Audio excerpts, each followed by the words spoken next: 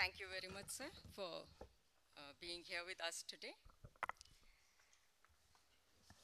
On this occasion of the launch of the International Center for Human Development, we have the honor of having with us Professor Amartya Sen, Lord Meghnad Desai, Union Minister for Rural Development, Mr. Jairam Ramesh, our Regional Director and for Asia and Pacific and Assistant Secretary General, Mr. Ajay Chhibber, and Professor Peter D'Souza, who is the Director of the Indian Institute of Advanced Study, which is our partner institution on this initiative.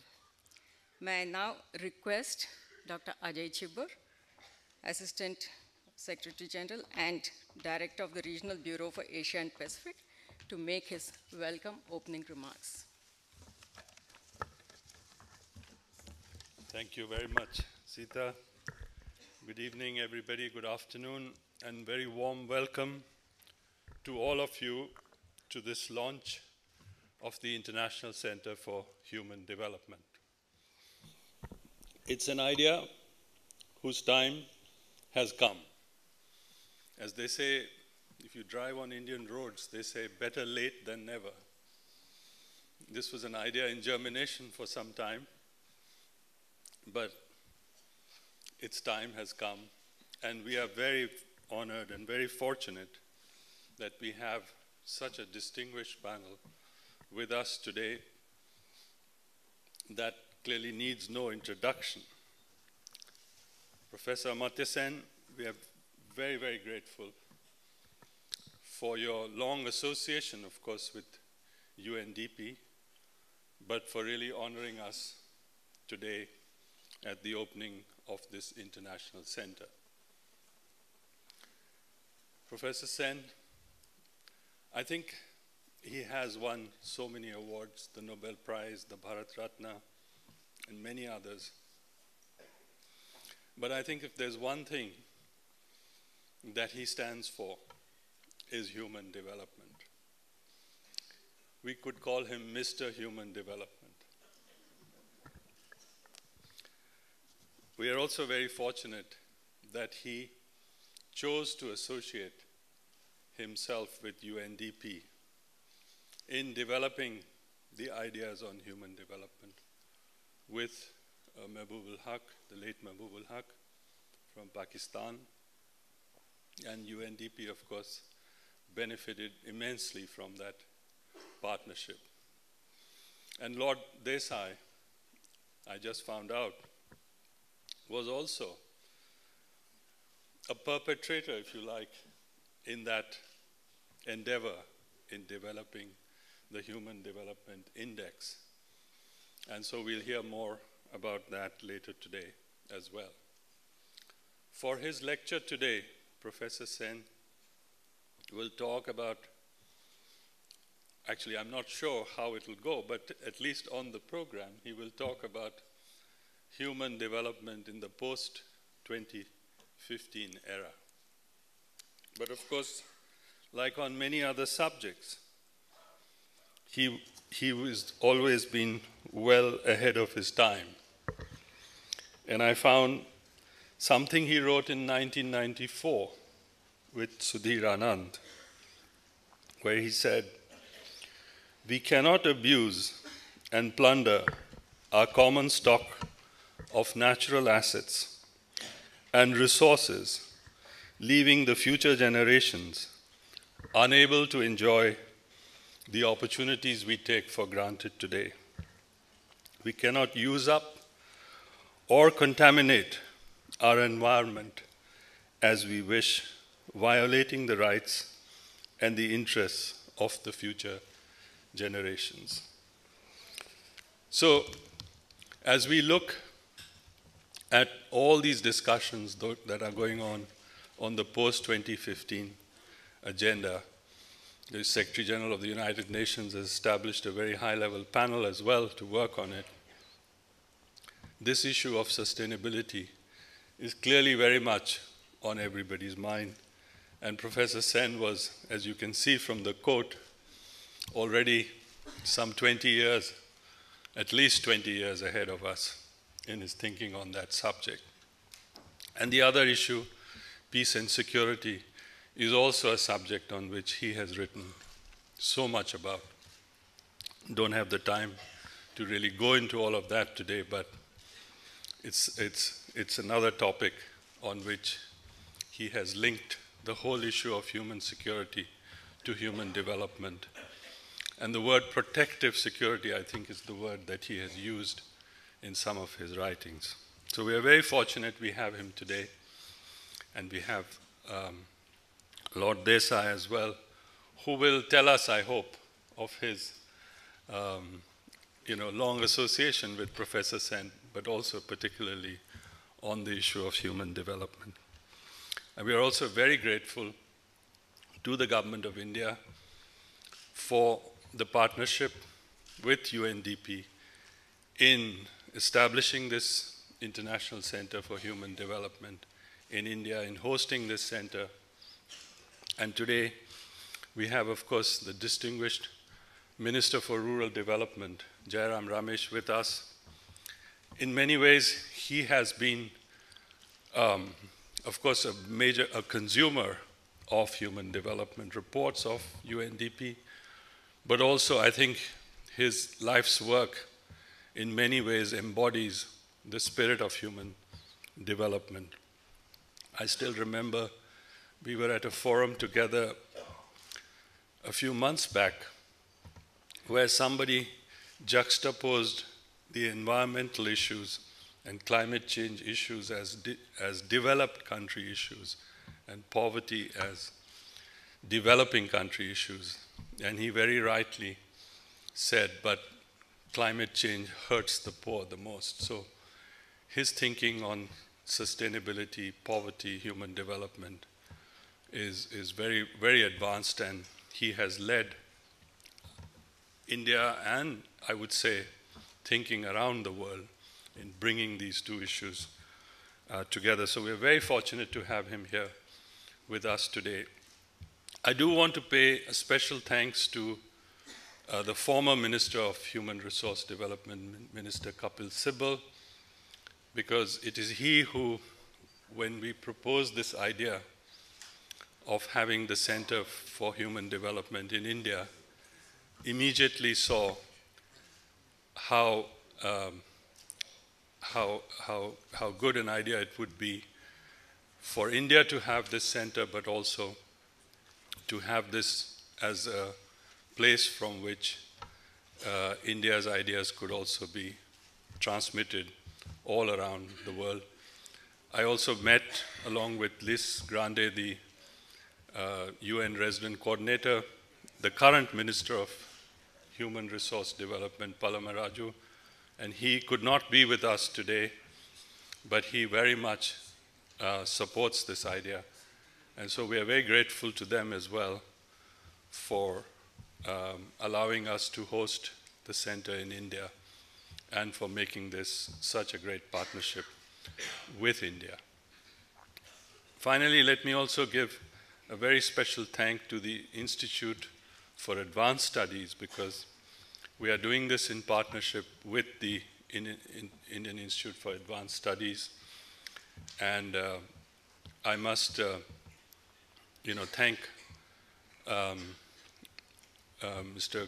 Gandhi, the chairman of the board, and also Peter D'Souza, who's with us here today, for allowing us this partnership and bringing these two ideas together, the International Center for Human Development and the Institute for Advanced Studies. We hope that this institute will be both a generator of ideas on human development, a disseminator of ideas on human development. And so I think our partnership with the Institute of Advanced Studies will really be very helpful in making that happen. And having gone to school in Simla, I can say that the wonderful facilities of the IIAS in Simla would be very welcome to all those trainees who will come to learn about human development in India. I, for one, would be quite happy to come up there and spend some time with you, Dr. D'Souza. So it is an idea, as I said, whose time has come.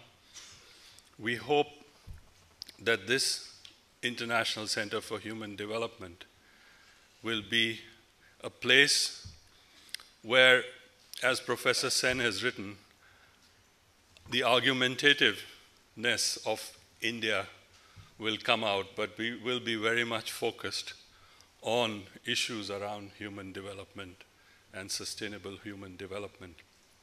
We hope for these churning of ideas, a sort of manthan, if you like, on human development, that the International Center for Human Development will be able to generate. And we hope, of course, that Professor Sen will associate himself with this center for many years to come. Thank you so much. Thank you.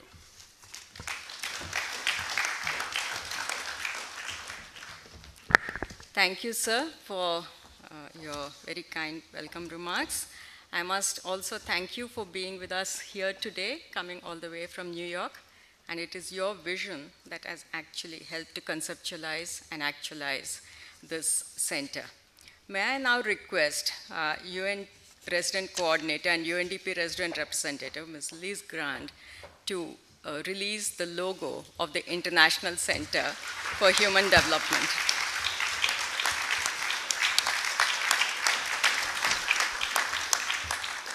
Friends, the logo has a universality that is quite special and central to the concept of human development.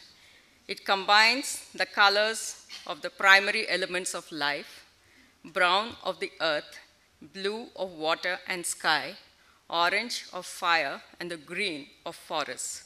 It also represents the colors of the Indian flag and the UN, the two primary institutions that have come together to collaborate on this center.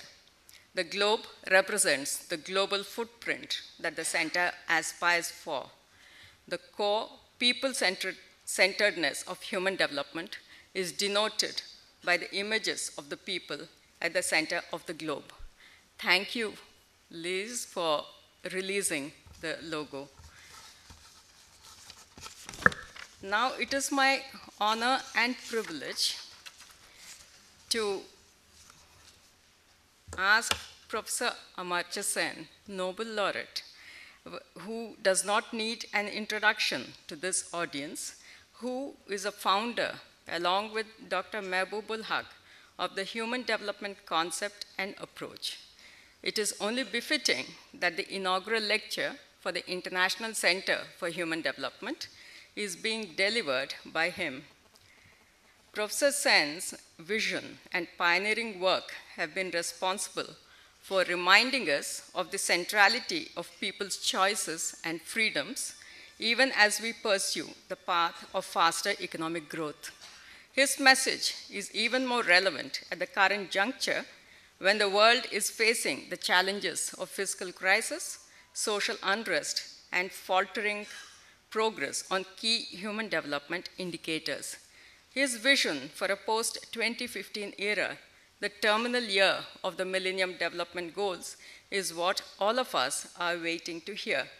Professor Sen, sir, may I call upon you to kindly deliver the inaugural lecture for the International Center for Human Development on the important topic of human development in the post-2015 era. Ladies and gentlemen, a big hand, please.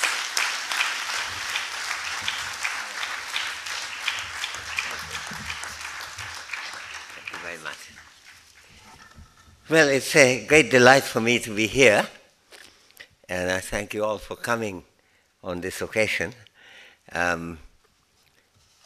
The title, Human Development in the Post-2015 Era, was, I think, chosen rather rapidly between Liz Grant and myself when we were looking for a title. I think for those who are wondering what exactly is 2015, well, it's the end of the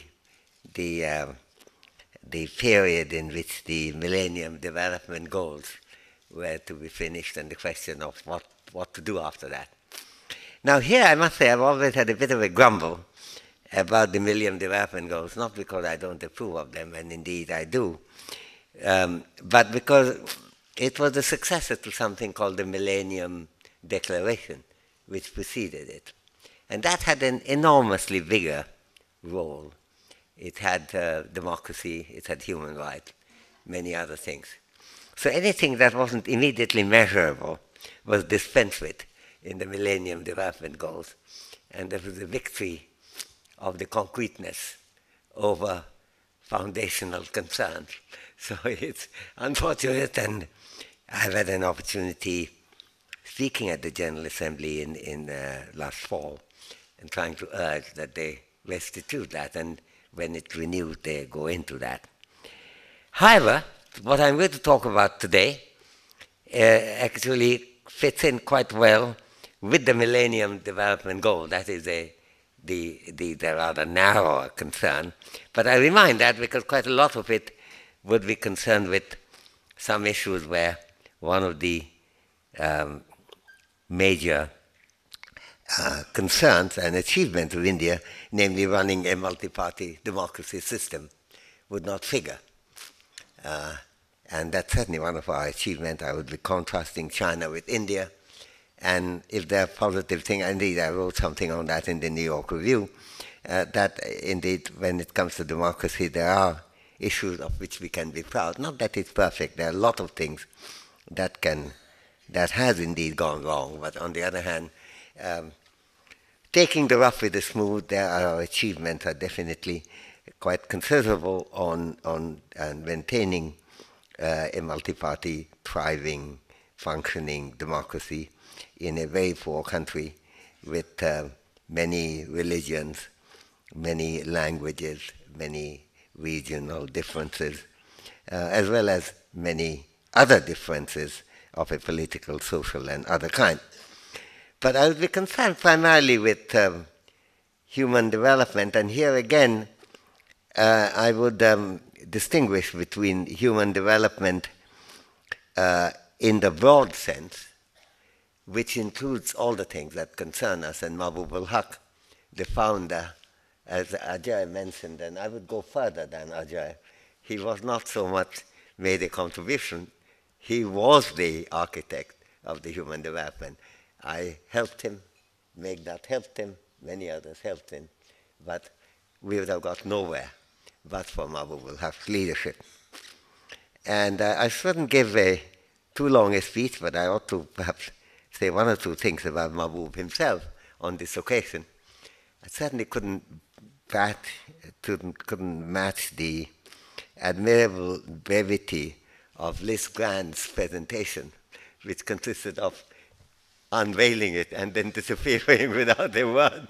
But I also would like to take this opportunity of welcoming Liz, because she hadn't been here for very long, and we have many other concerns in common in addition to human development, including our respective friendship with Eric Hobsbawm, the great historian, who was a very close friend of mine, very close friend of Liz, and who died only a little while ago at a very advanced age. Now, welcome, Liz, and I hope you find the work here entertaining. I think entertaining it will be. Worthwhile, I hope so.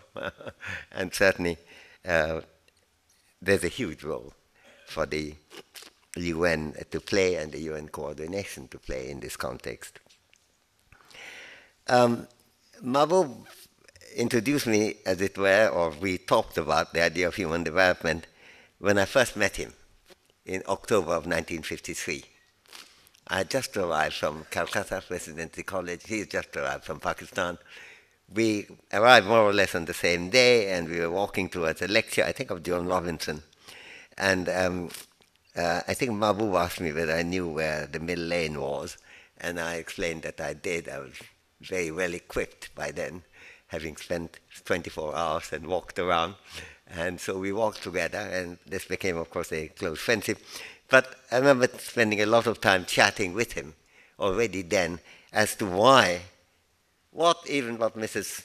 John Robinson was then teaching us, while very interesting in themselves, isn't really what we are concerned with. And I remember one of Mahbub's remarks then, that if India goes as fast as is possible, maximum possible, which of course in those days used to be rather lower than it's taken to be now, maximum possible, then in 40 years India and Pakistan would catch up with Egypt. And he said, would that be adequate for us? Now, I should like to explain, Mahbub had nothing against Egypt. But he was saying that we should be able to do spectacularly better right now and right here.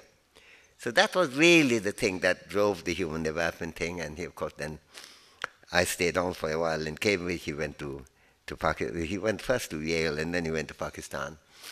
And I visited him before I joined in Delhi School of Economics in the 60s. I came via Lahore and Karachi. And he was still concerned with it. And then, of course, bit by bit, he was exercising more power in Pakistan, but also getting more and more disillusioned.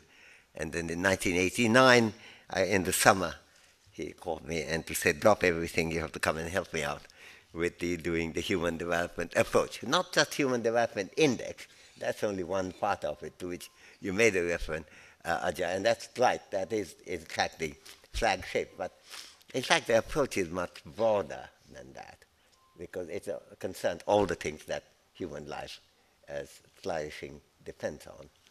So and I said, look, I can't drop everything. I've got PhD students, I've come teaching, I've got a job, I've got a salary, and so on. But eventually, as always, Mahbub, of course, prevailed. So I found myself going very regularly through 89, 90, when the first Human Development Report appeared in the summer of 1990. I thought the Human Development Index, I have to acknowledge, had a huge role in making. Indeed, it could be said that in many ways I put the touches that made it possible. We knew what factors, after some argument, what factors to put together. There was a question of indexing. Mahbub did not want any indexing. No, he didn't want any weighting, only 111. And so I explained, Mahbub never liked formal reasoning much. But he didn't need it because he had enormous insight in everything. So I said, look, these are 3 different units. So 111 is no more arbitrary than 124 or anything else. So anyway, then we got our sides together, and then we did rather interesting sensitivity analysis, changing the weights, looking at the numbers and see how they come up. And to combine plausibility in terms of other information along with this to arrive at the weighting. And then that, as those who would know mathematical economics would know, this done by normalization. That is, if you take, say, life expectancy, the bottom to be 0 and top to be 100, then it gets each year gets a weight of 1. But if you take the bottom to be the lowest at that time, let's say 50 or something, or 45, and the highest to be Japan and 85, then of course each year gets a much bigger weight. So that's so the normalization had to deal with that. Anyway, the HDI came through. I was opposed to it. I told Mahbub that it was vulgar to try to get one number. And Mahbub at one stage told me, I mean, he kept calling me. I was then in Harvard, and then my son Kabir came up and told me that that man is on the phone again. And that man told me, you're right, quite right, Amartya. It is vulgar. I want you to work on an index which is just as vulgar as GDP, excepting represents something of human life. And I think that drove the HDI. And then, of course, he had a real delight when it caught the headline everywhere. Kind of places where we didn't expect headlines, like Financial Times, The Economist, and so on. And then, of course, the human development approach prevailed and became the most widely used approach. Indeed, the HCI became the most widely used index for a while, for a long while. Now, if you look at that, what's the content of the human development approach. What does it depend on? Well, there are two distinctions here to make. One is growth and development, and the other is development and human development. Now, the growth and development is an issue. Growth is about GDP, or GNP. Thank you, Ajay. And it's not about human beings as such. It's about commodities. So development translates that into things connected with human life. Now, all development economics, even to start with, had been that. There was a certain amount of confusion at the beginning of development economics, like Arthur Lewis and so on. But on the other hand, even though he talked about growth, it's quite clear if you read the book carefully, he was really concerned with human living. Not very clearly, but I think he was. But people like Albert Hirschman, another person who have lost only last 2 months ago, was very clear on that. And so were people writing in this country and in other developing countries in the world. Now, human development puts them together in a kind of coherent whole. And the two ways the problematic differs. It's not that every kind of change of human life is a celebration, of course that is, but more than that, it tries to do a certain amount of evaluation of how important is this, how important is that. So here human beings come in terms of also our evaluative faculties. There's no way of escaping that. And when people say, well, GDP is great, you don't have to make any value judgment. What it means is that you're accepting the value judgment that the market makes for you. Whereas human development is saying that you make it yourself. Explain to me, why is life expectancy this important? Why is female education that important? And so forth. So it converts a mechanical exercise into a cognitive and evaluative exercise. And it also addresses the difficult issue of how development and growth are related. Now, here's the point to note, that human development has got nothing against economic growth whatsoever. In fact, of the 3 indicators that make up the HDI, one of them is, in fact, GDP per capita up to a certain level. Beyond that, we don't worry about that. All that was, in fact, entirely aimed at developing countries, though it was used quite a bit to make comparison within Europe. Mahbub was extremely pleased, and he called me up when he said that the Canadian Prime Minister had made an election statement saying he couldn't understand how the opposition can expect to get any vote at all, given the fact that Canada was at the top of the HDI league. And Mahbub summarized this observation by saying, clearly we have won. So I think that was a kind of visibility of a result that he's looking at, but he was also pointing to the fact that the kind of weighting that has emerged in the human development approach is getting more and more accepted. On the other hand, human development may be extremely keen on economic growth. I have been writing mostly what I've been writing on practical matters, leaving out field theory research, last year had been about Europe and the catastrophic error that Europe made in selling growth down the drain, overlooking the fact that you cannot pay back the debt without a high growth economy. I mean, high growth generates resources. The question in India, the question is, how are we using the resources? What purpose? In what kind of advancement of human life? When we cannot justify that, there is a failure of a human development engagement.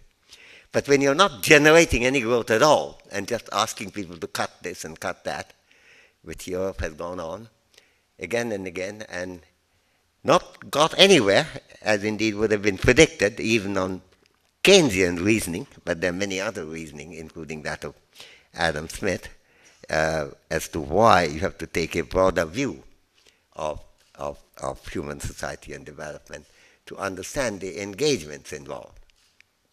Contrary to Smith's image as a no-nonsense marketeer, of course, he was always a great believer in state's role in developing in those things that the state can do. Indeed, he said, the reason why we need good political economy is because it helps to generate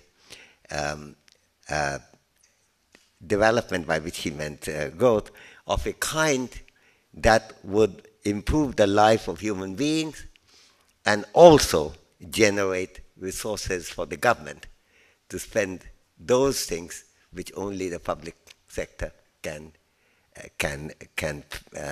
do. And I quoted that, of course, also in my lecturing to Europe.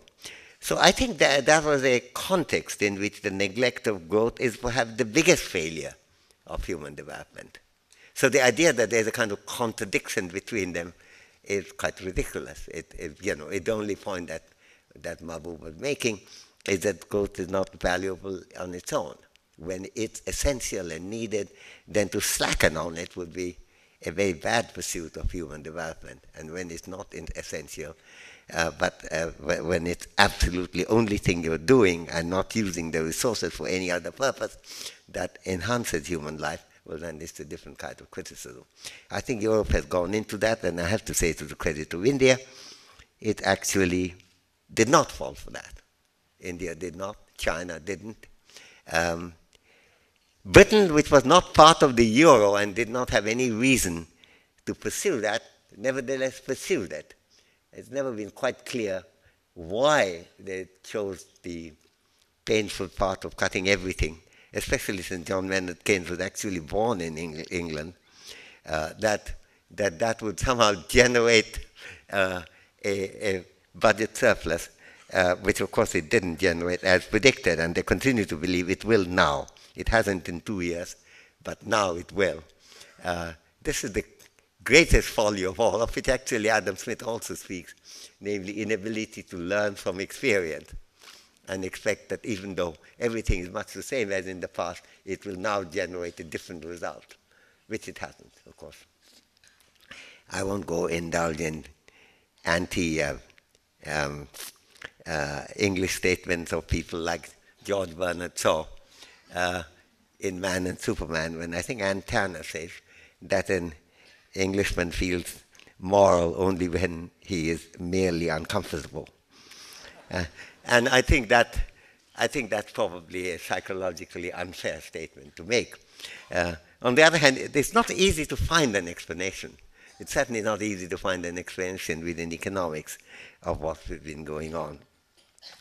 Now, in terms of the situation in India, and in the developing world, what's been happening. India has had high rates of growth. It is weakened a bit. But, we have to put that in perspective.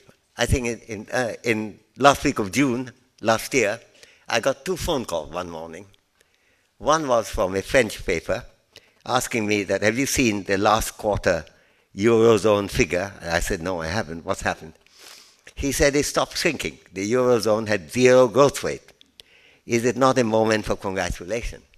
I said, well, it probably is. Let me think about that. He said, could you give an interview? I said, well, it depends. I have to fit it in.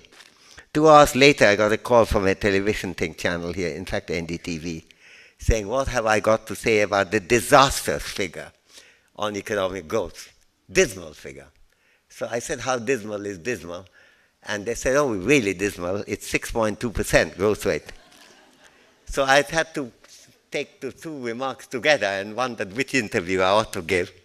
In the event, I think I don't give either. I think I may have answered a couple of questions of NDTV. But the issue here is to understand the role of growth. And I think there's no question that to raise the rate of growth in India would be a good thing, absolutely. And there are ways of doing it. And indeed, the government can do it, and indeed, the public can do it too, to help in that. This is a big project.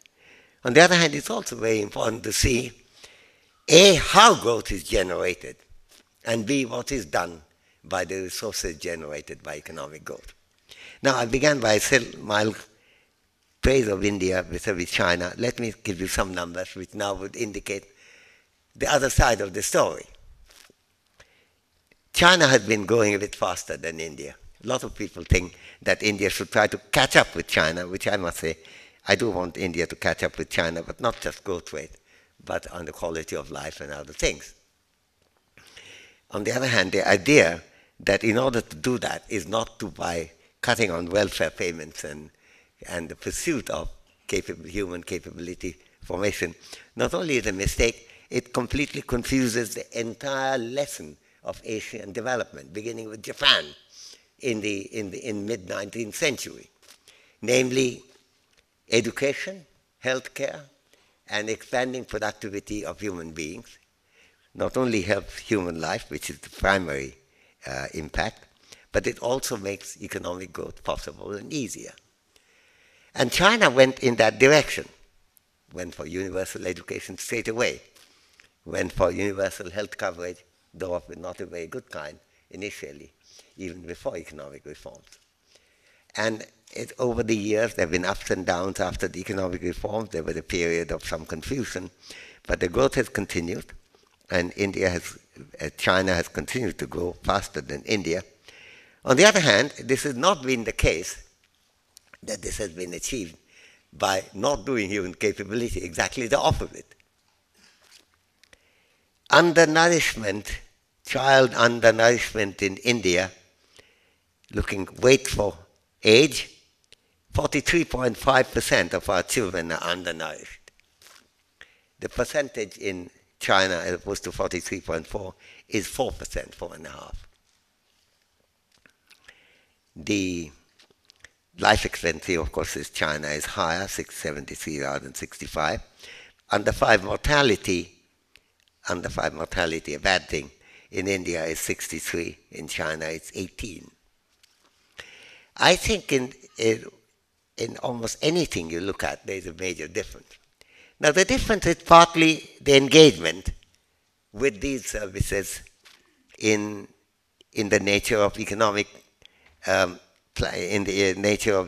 policy making. India spends 1.2% of the GDP on public health care. China spends 2.7%, more than twice as much, on governmental health care. A lot of people who are under the impression that our prematurely privatized healthcare is based on China, not at all. Whatever private healthcare comes, as in Kerala, comes on the basis of a secure foundation of a public health expenditure that puts health services within easy distance from anywhere. So if you see that, and I can give the figures for education for all other areas. Jean Duez and I are finishing a book now on India, which will be published in July, where we go into all these comparisons within India as well as India and other countries. And the picture is quite sharp. If you look at just economic inequality, you'll be somewhat misled because of the fact that the Chinese and Indian economic inequality are not very different in terms of income distribution. It used to be thought that India's was much lower, but that isn't quite right, because we compared our expenditure, family expenditure inequality with income inequality. Expenditure inequality is well known by any economist who has worked on these empirical things, is always standardly lower than income inequality. But now that we do have income inequality figures, they are roughly the same. On the other hand, the differences are dramatic. Beginning with the most elementary, 48% of the Indian families do not have toilets. This is put sometimes rather in an arcane way, saying they practice open defecation. But it isn't the cult that made them practice open defecation. It's not thought to be a great merit in itself. And indeed, as my colleague Ramesh was telling me that, and I was changing their language, and I said, look, how do you know that? He said, oh, because they have no toilet. Therefore, the figure really is toilet. 48%, nearly half the population don't have any toilet. India's undernourishment of children, I've already commented on, is dramatically higher, not only in absolute numbers, despite the fact that China has a larger population, but as a proportion, incomparably different. There's hardly any population which doesn't have a public health care availability, public education facility within reach. It's the lack of the basic amenities of life which make the Indian inequality so extraordinary. It's not the story of the rich and the super rich and the tycoon. But that's a different part of the story, whether you can collect more income from them or not. That's not what angers people. What angers people, and anger that's suppressed because the media is not very friendly to such issues as toilet absence, and in a way that much more dramatic issues come into the story a lot more. It's certainly big to talk about the urban deprivation,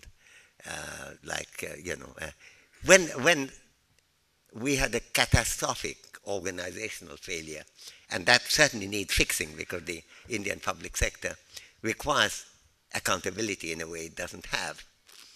And in their infrastructure, physical, not just social, but both, requires building. But we have to put them in proportion.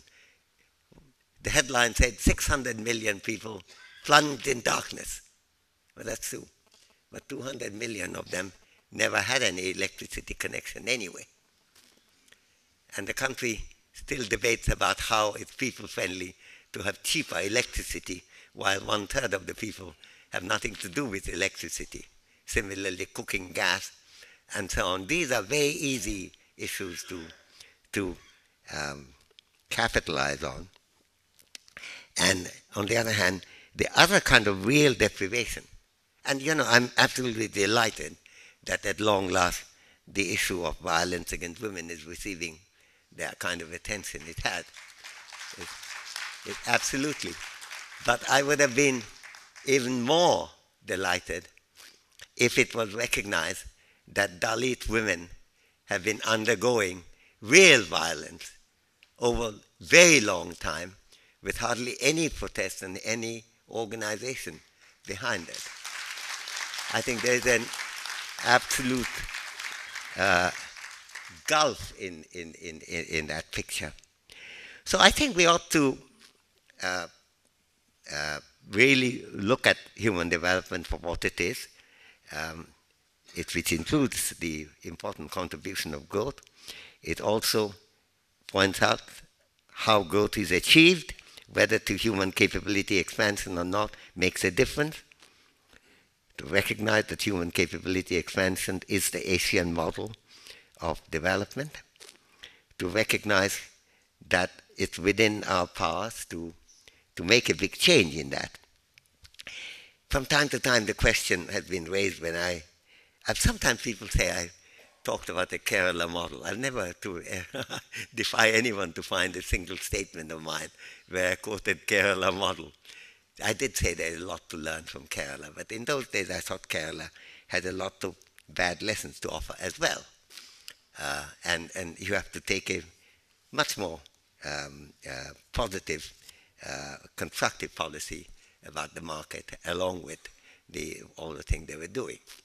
But the total result of it, of course, I was told that this was a flash in the pan. But of course, Kerala's growth rate from being a very low-income country state is now among the very top. And so are the other states which followed routes like that. Tamil Nadu is one example. Himachal is another example.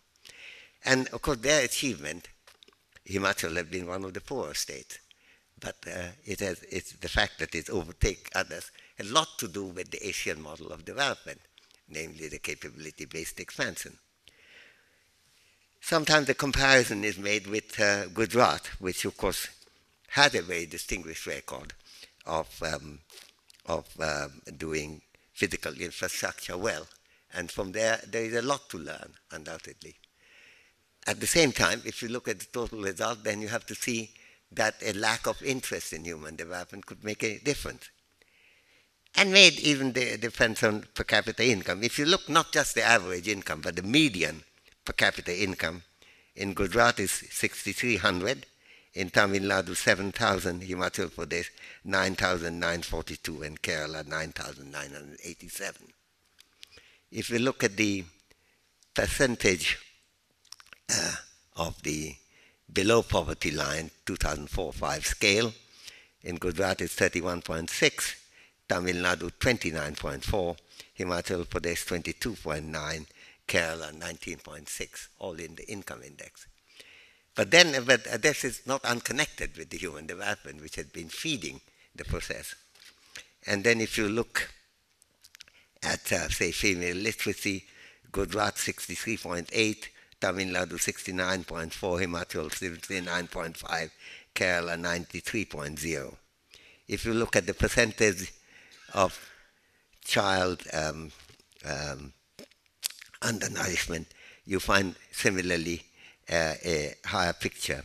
And also under 5 mortality, that number is quite striking. Gujarat 60.9, under 5 mortality, as opposed to 60.9, Tamil Nadu 35.5, Himachal 41.5, Kerala 16.3. If you look at present day effort, immunization, 45.2% of the population of Gujarat is fully immunized, only 45. In Tamil Nadu, 80.9, Himachal 74.3, Kerala 75.3.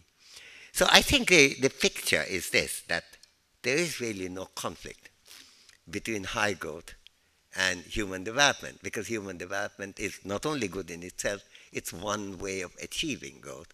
And despite the fact that China lacks the kind of multi-party democratic approach that we happen to have, there has been sufficient concern with the lives of the underdogs of society in China to make a picture of a kind that puts India quite a bit to shame. Not always. I've also written about the Chinese famine. Recently I've been corrected by a recently published book which said when I estimated that there were 29.6 million people dead in the Chinese famine, they say that I underestimated it. Originally I was told that I was invented the famine. The first 4 letters in the New York Review after my article all claimed that had there been such a famine, would we have not known? Of course, the fact is that the famine could survive only because it's not known and not discussed. Now I'm told that I'm wrong because it's 40 million people who died. With whichever the number, there have been periods of great neglect. So there is no kind of resilience and certainty that things will be fine in an autocratic country when when the democratic system is not functioning. But China, of course, had made quite a bit of progress in that. I would like it to make more progress. I go to China quite often to find out what's happening. I also chair the International Advisory Board of the Development Institute of Peking University. And I know that the Indian Chinese intellectuals have been in the forefront of wanting economic reform, not just of the market kind, but also healthcare, also education, also freedom of speech and those issues. So this is the really interesting thing to look at. And I think when the post-2015 things come, we have to look at both the Millennium Development Goals, which of course puts China way ahead of India, as well as the Millennium Declaration, and including issues about human rights and so on, which we have to look at. And also the question of how we can combine our democratic system with the kind of commitment that the government of China has been able to produce in pursuing the interests of the very poor. And here it's often people say, what would you advise the government to do? I don't think it's a question of only advising the government. As a citizen of India, I want to talk to other citizens of India. You know, some of us have maintained the citizens of India despite a certain amount of inconvenience, standing for 2 hours at a queue at entering a country, because every country to which I go, they're absolutely convinced I want to settle there. And that's the result of having an Indian passport, but I'm very happy to have that. But I would like to speak to other Indian citizens to talk about the fact that what the government is able to do, one, and B, not just able, what the government is politically compelled to do depends on what the opposition party does, what the agitations are. If the agitations are all about cheaper electricity for those who have electricity and advantages of the cooking gas for those who have the cooking gas, and so on, then I think the issues of half the population not having toilets and in India having the highest undernourishment in the world in terms of child undernourishment will not become a politically engaged issue. I had the opportunity in the December of 2011 in the Indian Economic Association, of which I was very proud that I was involved and I was president of it. And you know, I mentioned that when I became president of the American Economic Association, that I learned some of my tricks, some of the ability to deal with it in the context of Indian Economic Association, and the same would apply to Econometric Society and so on. But the fact is that I got an opportunity at that time. I think Montek Singh Ahluwalia was the president. He asked me to give a talk, and I did. And I mentioned about all these scandals, and I also pointed out that public resource is a very important thing, but the government had just outlined a plan of food subsidy. And a lot of people said, gosh, this is so fiscally irresponsible. Well, the fact is the fiscal irresponsibility might be there, but there's so many other items, including a fairly trivial one, no import duty on the import of gold and diamond, jewelry, that you sacrifice more revenue there, even taking into account some of that will be converted into ornaments and sent abroad, even the net figure. And there are several other items like that. Now, it's a question of which one would lead to more agitation. And it was good that the government to try to do that. And I was very pleased when I was told that in the budget, the government had just introduced a tax on gold.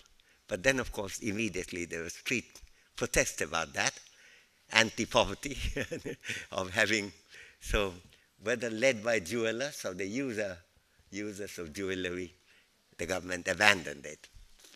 So it's really what you have to address is not just government policy.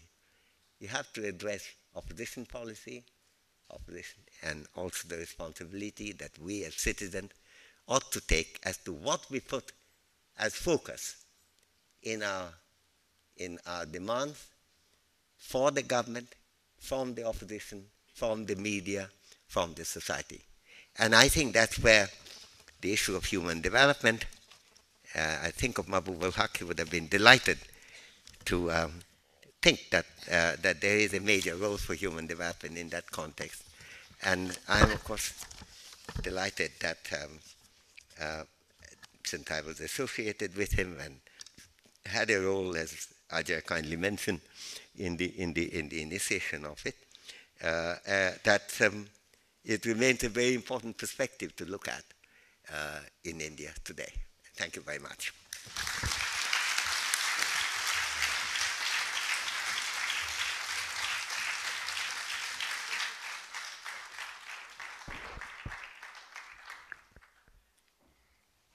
Thank you, Professor Sen, for this inspiring address. As the noble citation mentions, and I quote, by combining tools from economics and philosophy, he has restored an ethical dimension to the discussion of vital economic problems, unquote. He has precisely done this today and brought to our attention the ethical dimensions of development, highlighted the relationship between economic growth and human development. And sir, you have exhorted us for long that learning by India, from India, is crucial.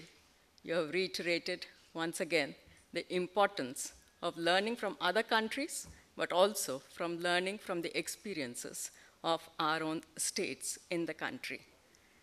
Ladies and gentlemen, it is our privilege today to have with us the Honorable Union Minister for Rural Development, Shri Jairam Ramesh. Shri Ramesh has been a champion of not only the human development reports that he is an avid reader of right from the beginning, from 1990, but he actually practices the human development approach. he was gracious enough to be a jury member for the Manav Vikas Awards, the first ever Human Development Awards in India, honoring excellence in human development reporting and analysis. He has encouraged us constantly to move from human development analysis to human development action.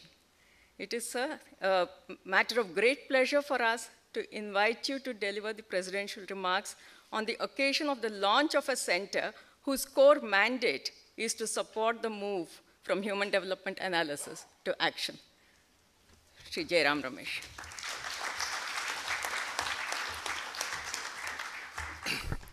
Professor Sen, Lord Desai, Dr. Chhibber, Dr. D'Souza, distinguished guests, ladies and gentlemen. It's very presumptuous on my part to offer any comments on what Professor Sen has had to say, but I'm delighted that he has picked on certain themes that do not get the attention they deserve in the public discourse in this country. And I'd like to begin by thanking him for highlighting the centrality of sanitation in the whole debate that we are having on human development. Over 60% of women in India are still defecating in the open. Over 60% of all global open defecations are in India. And today we have robust medical evidence to suggest a direct causal link, not correlation, but a causal link between open defecation and malnutrition. Malnutrition, which is now rightly occupying central stage in our public discourse, in our political discourse, has many dimensions. But what we have not recognized, and I was having a discussion with Lord Desai just before we started, what we have not recognized as yet is the key role played by poor hygiene and open defecation in persistently high levels of malnutrition in this country. And the key to understanding this puzzle, people like Angus Deaton and Jean Drèze have written extensively on this, and they have ended their writings by saying the puzzle of India's persistently high levels of malnutrition. And in my view, one of the keys to this puzzle is open defecation, poor hygiene, and abysmal sanitation. And I think this is something that is crying out for public action. And if Professor Sen particularly adds his very influential voice, I'm sure that in the next decade or so, sanitation will begin to occupy the place that education now occupies. Maybe 20 years ago, education was not part of the political debate. Today it is. And I'm hopeful that 10 years from now, sanitation would be in the same category. The second point that he has made, which I'm delighted he has made, is on the importance of health outcomes. Today we have evidence from across the country, and this has been documented extensively by Anirudh Krishna at Duke University. We have evidence across the country that the single most important determinant of vulnerability of communities to poverty is health expenditures. In fact, we have this outdated concept of headcount ratios on which Professor Sen has written extensively. But really, when you look at poverty and the changing dimensions of poverty in our country, it's health poverty and ecological poverty that is now coming into greater and greater focus. It's the expenditure, it's the private expenditure on health because of the collapse of the public health system in large parts of the country, and the degradation of land resources and the drying up of access to water and forests, the traditional sources of livelihood, which is driving people in and out of poverty. It's not that communities are permanently BPL or permanently APL. There's a very large community, very large population that goes in and above this poverty line that we have drawn for ourselves. And that movement across the vulnerability line is caused, A, by health expenditures, and 2, by, as I said, ecological poverty manifested in degradation of land and choked off access to water and forest resources. So I'm delighted that he has once again focused on the centrality of health outcomes, and this has enormous implications for the way we tackle poverty. The third aspect that he's talked about again, which I'm extremely happy that he has joined the Kerala versus Gujarat debate very, very frontally. and he has a Gujarati sitting next to him. And I'm sure the Gujarati sitting next to him will talk more about the so-called Gujarat model. And as I was telling him, the Gujarat model is really the Gujarati model. The Kerala model is a public action model. The Gujarat model is a Gujarati model because of the nature of the Gujarati society. Entrepreneurial, commercial, business-oriented, growth-oriented, no argumentation on arcane points of GDP and poverty ratios, but just getting it done. But the Kerala model, as Professor Sen has written very extensively, is a direct outcome of political action and public action in which a large number of actors, including political parties, trade unions, women's organizations, civil society groups, have participated. As somebody who is a Tamilian by marriage, I'm delighted that he has talked about the Tamil Nadu model. Because there is a Tamil Nadu model that economists don't talk about. They juxtapose the Gujarat model and the Kerala model. But actually, in between these two, there are a plethora of models within India. There is the Tamil Nadu model, which is again a model of high growth, high welfare expenditure, but something which is unusual, also superior outcomes on the ground. So Tamil Nadu is an example of not just delivering on growth and delivering on public expenditure, but is also delivering on outcomes. We have the Assam model. Nobody talks about the Assam model. Over the last decade, if you look at the human development indicators, the state that has had one of the most impressive increases in human development, in reduction of the gap, is Assam, but nobody talks about the Assam model. We have now, in large segments of the sub-economy, not in the macroeconomy, but for example in agriculture, we have the Madhya Pradesh model. Whoever thought 5 years ago that Madhya Pradesh would be the second largest contributor to the central pool of wheat?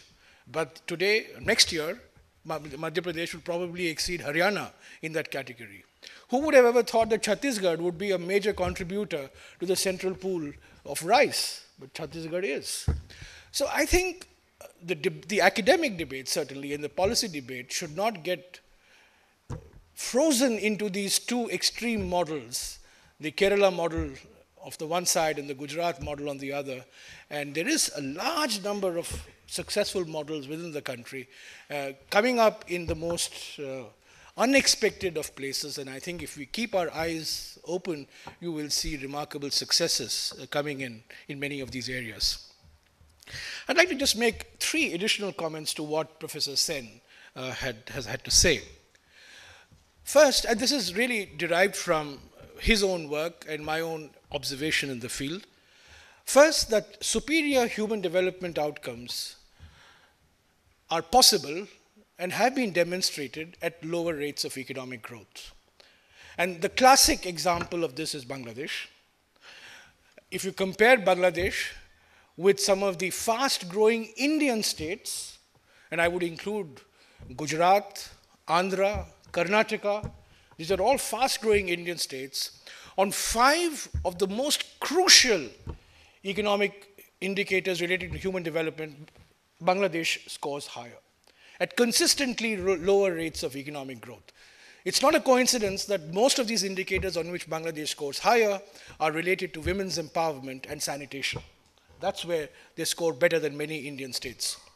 So I think we must accept that superior human development is possible even when you have lower rates of economic growth. Second, high economic growth does not necessarily translate into superior human development outcomes. You have Karnataka. I don't want to be accused of Gujarat bashing, so I'll take a state in the southern part of the country from which I come from, Karnataka.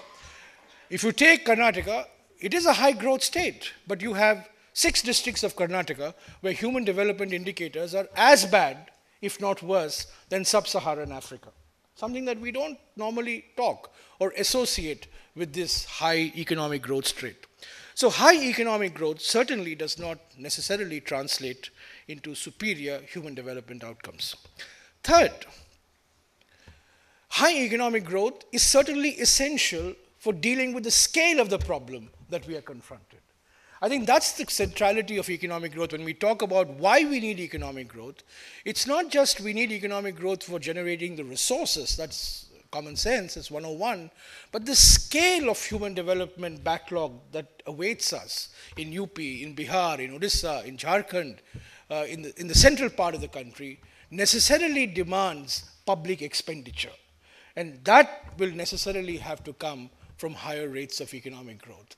So while the first two factoids might call into question the essentiality of economic growth, I think we must recognize, given the scale of the problem with which we are confronted and the challenges with which we are confronted, there is no escaping the need for high economic growth. And I think this is something that we must accept and we must move forward on. So these are my only three additions to what Professor Sen has said, and much of this is actually derived from the work that Professor Sen and others have done. In passing, let me say that while Professor Sen is a visitor to India, he has left behind his clone, Jean Drèze, and who works very closely with us and who keeps reminding us all the time of the central message that Amartya Sen is not against the market, that Amartya Sen is not against growth, but all he's asking for is a better utilization of the fruits of that economic growth, of the resources that he's generated from economic growth. In fact, it's a peculiar situation now. Amartya Sen, compared to Jean Drèze, Amartya Sen is more of a globalizer than Jean Drèze now is. Jean Drèze is now becoming a bit of a Luddite, and I thought I would never live to see the day where Professor Sen would be hailed as a champion of market economics and faster integration with the world. So Professor Sen, thank you very much, and I enjoyed enormously listening to you, and I look forward, of course, to your continuing education. Thank you.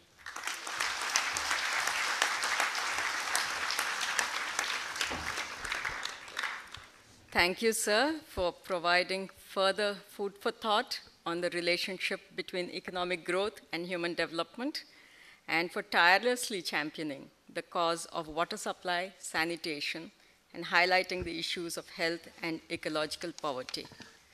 Friends, we are doubly honored today by the presence of Lord Meghnad Desai, who has been a guiding force and part of the core team of Dr. Mehboob-ul Haq, which translated the concept of human development into measurable indices.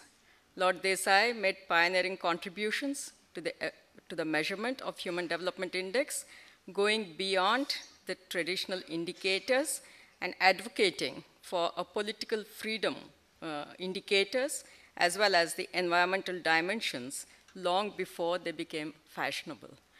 We are delighted, sir, that you are able to join this event today, and may I call upon you to please offer your comments. Lord Desai.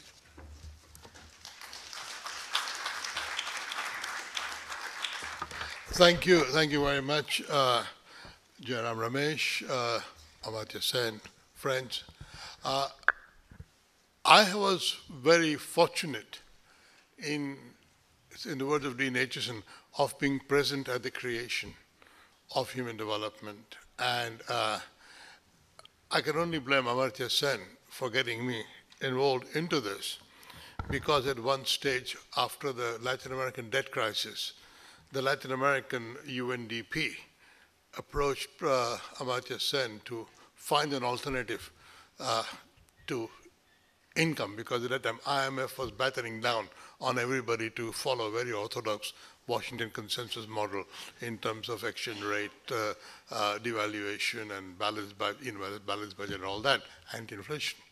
And Amartya Sen, being a very busy man, he said he can't do it, but he'll ask Meghnad Desai to do something about it. So I said, yes, I'll do it if you are a consultant to the consultant. Anyway, to make a long story short, that didn't really actually get me anywhere. But in the middle, we were hijacked by Mehboob-ul Haq. I hadn't realized that what happened in 1989, the seeds of that conspiracy was laid in 1953, when Amartya Sen and Mehboob first met outside King's College, Cambridge. But then all the world's problems arise from King's College, Cambridge, in my view. But anyway, I remember at that very first meeting, Mehboob having already announced that we had found an alternative to GDP. We had to work frantically hard to find such an alternative. And I think one long afternoon in September 1989, sitting around a long table, not very far from where the UN is, the Human Development Index was constructed, partly based on something Amartya had done in 1981, and partly on what I was trying to do, and eventually, after some adjustment, we won. And at that time, I have to say, I had always thought that the intellectual origins of human development are both in the crisis of underdevelopment, which was illustrated by the Latin American debt crisis, as well as at that time, if you remember, the severe crisis of, as it were, the alternative socialist model in Eastern Europe and the Soviet Union. We were very aware, we were all very conscious. We were also aware that at that time in developed countries, there was a big reaction in terms of free market policies. I had myself written about monetarism, a critique of monetarism, but we, and in a British context, we were fighting kind of day-to-day battle with Thatcherism and so on. And so there were these things going on all the time, that you could not say, oh, socialism is better than capitalism. I mean, that kind of story we could tell in the 1950s was no longer there. The kind of Latin American model of import substitution and industrialization was in tatters by then. And so we were looking for alternatives. And I think it's very important. I've always believed that the human development never ever rejected the market as a possible ingredient in a development model. It never did. Indeed, if you read the first Human Development Report, which I think I would say is, one of the best written UN documents that I know of. I didn't write it, he did. But it clearly says that markets are important. Growth is important, but it's not everything. Obviously, what we know, there are different kinds of growth. GDP growth rate is just a number. 6% growth rate can come from very labor-intensive growth, creating lots of jobs, or it can come from very capital-intensive growth, creating very few jobs. And it will make a lot of difference to human development, which it is. So you can't just have one-to-one sort of debate about is high growth good for human development. And that kind of argument is silly. We shouldn't get into it. What is true is that the translation of growth into human development is a complex process like everything else is, and it will depend upon the kind of growth you have, the kind of regional spread you have, the kind of sectoral spread you have, and so on. And that sort of, I should, as kind of, I was called recently a non-resident Gujarati. So as a non-resident Gujarati, I have to make a comment on this. I've always held, and independently of this controversy, that India is a collection of many nations and many economies. We call it a single economy, but it's a collection of many economies. Gujarat has been a developed country for about 1,000 years. Maybe 2,000 years, I'm sorry to say. As has been Tamil Nadu. I mean, you go into the history of India, and Tamil Nadu was always an open economy with a lot of trade relations and so on. Gujarat was an open economy, a lot of trade relations. Our perspective of history comes from the Delhi Sultanate model of India. People only think of Delhi Sultanate, North India. But India is very different. And so I think what we need to learn is, again, to decompose the central numbers into regional dimensions. And the fact that Tamil Nadu and Kerala are different from Madhya Pradesh and Bihar has as much to do with the anti-caste movement which was going on in South, in the Justice Party and so on, for much of the 20th century. By the time Mandal happened, Tamil Nadu was able to say, this is not good enough. We've gone far beyond all these reservations long ago. There was agitation about reservation of jobs for non-Brahmin castes in Madras province in 1920s. So we have to understand that India is different, and the hold of caste is different in different regions. Gujarat has no Brahmin domination that one can know of. And Gujarati Brahmins are not even very Brahminical, because the first modern mill, in cotton textile mill, was founded by a Brahmin in 1850s. So, I mean, we have to understand the difference. And to me, one very important dimension, since I don't have much time, I have to skip from topic to topic. To me, one very important dimension of defecation and malnutrition is that we have a caste system in which basically, all I can say is shit is associated with untouchability. And therefore, we respectable Hindus don't want to think about what comes out of us. It is somebody else's responsibility. We do not actually want to debate it. That is somebody else's problem, and the person whose problem it is to pick it up is not worth discussing. Now, if you have that attitude, and if you have a society in which systematically treated a substantial minority of the people as less than human, human development is a difficult problem. You know, and it's no good talking about Advaita and all that sort of stuff. Advaita doesn't matter. Untouchability does. And I think we have to be quite conscious of the fact that and I think the same thing happens about the lively topic of today, women's safety. I mean, I can't even begin to go into how misogynistic Indian mythology is. I think I might be lynched if I got into any details of it. But it is very, very misogynistic. You know, the disfiguring of Shurpanakha by Ram and Lakshman is a shocking incident.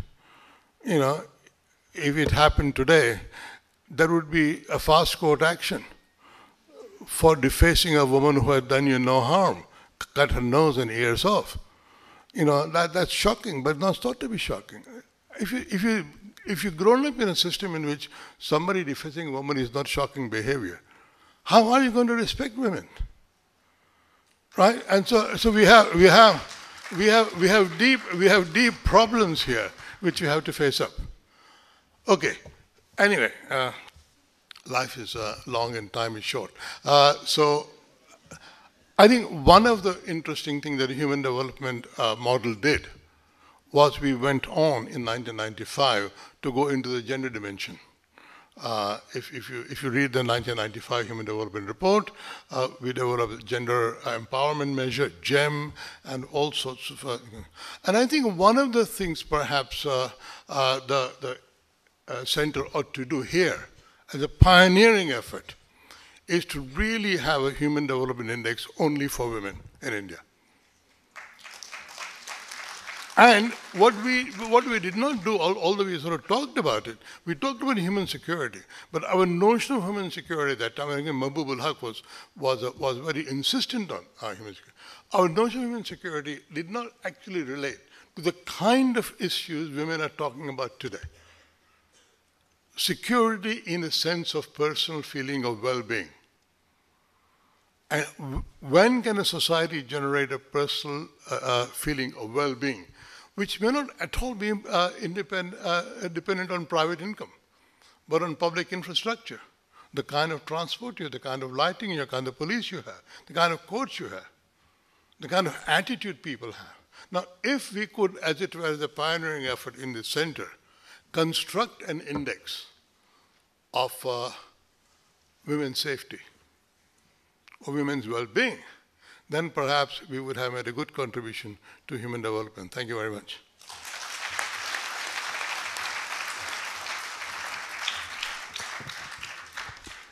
Thank you, Lord Desai, for bringing in the issue of women's empowerment and suggesting that the new center could take up the issue of HDI for women. Thank you very much for your suggestions. We will certainly keep that in mind as we go along. Do we take questions? Friends, I have been informed that Professor Sen would like to answer a few questions, but let the questions be brief, to the point, and keep in mind that his time is very precious and limited. The floor is open. There are volunteers with mics.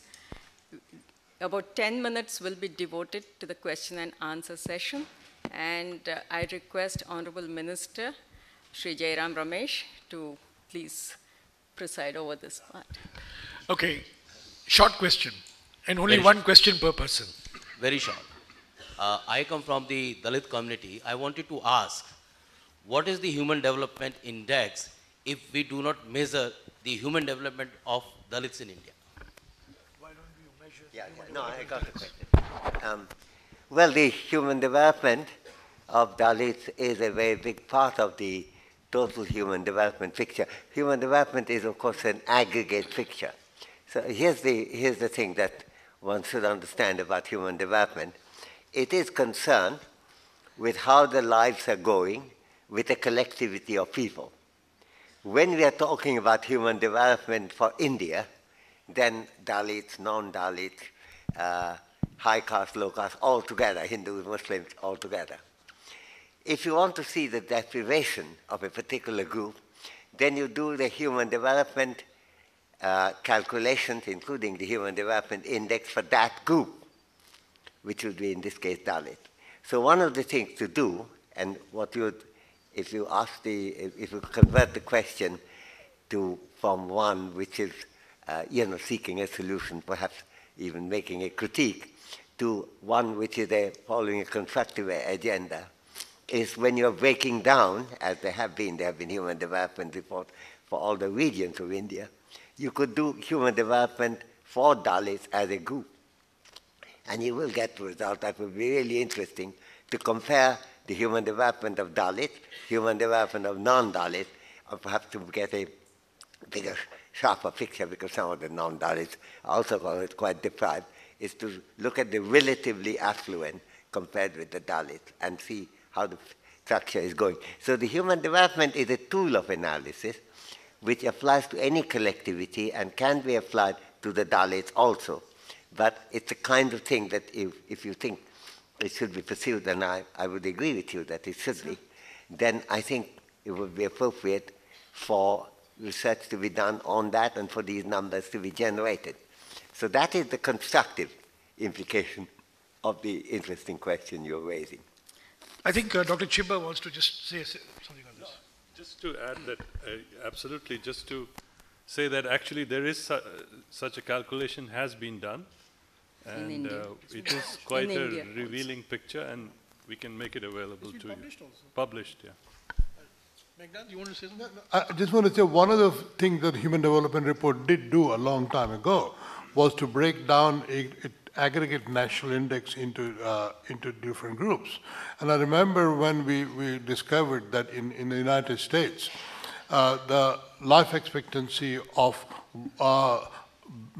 black male population was lower than that in Bangladesh at that time. So we showed how the great contrast in life expectancy, something simple like life expectancy, between white male, white female, black female, and black male. Yeah. And you begin to learn that by breaking up a collectivity into different components, it's much sharper focus on the kind of inequalities which exist in a society. And that's just one footnote to that.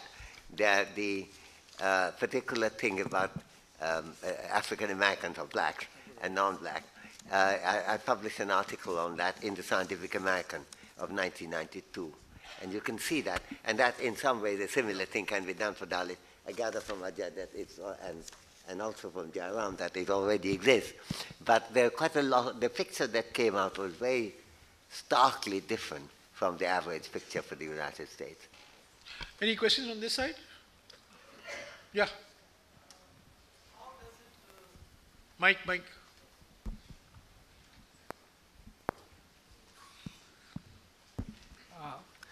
I'm Ashok Kumar from One World.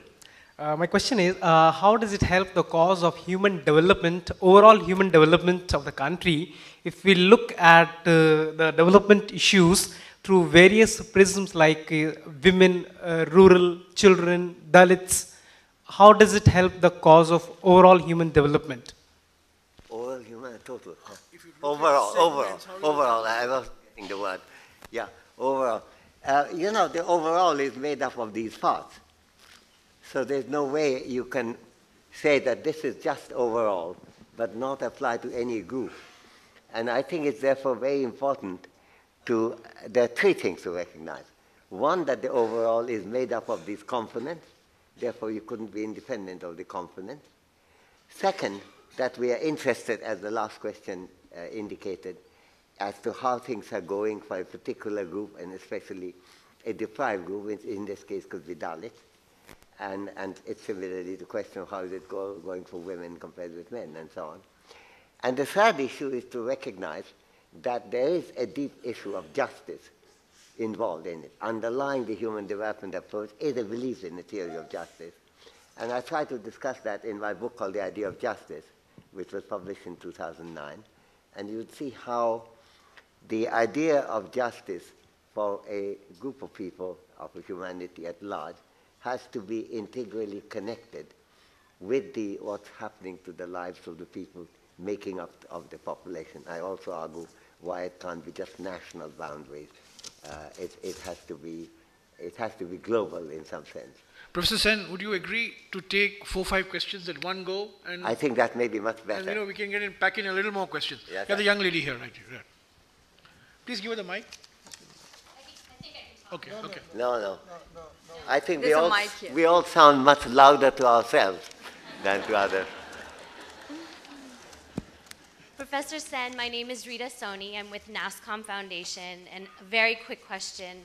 I just was hoping you could comment on the role of technology, since we're speaking about India and how much of a difference technology has already made for India, obviously not reaching the last mile nor the last inch, but in thinking about post-2015, what the role of technology can be.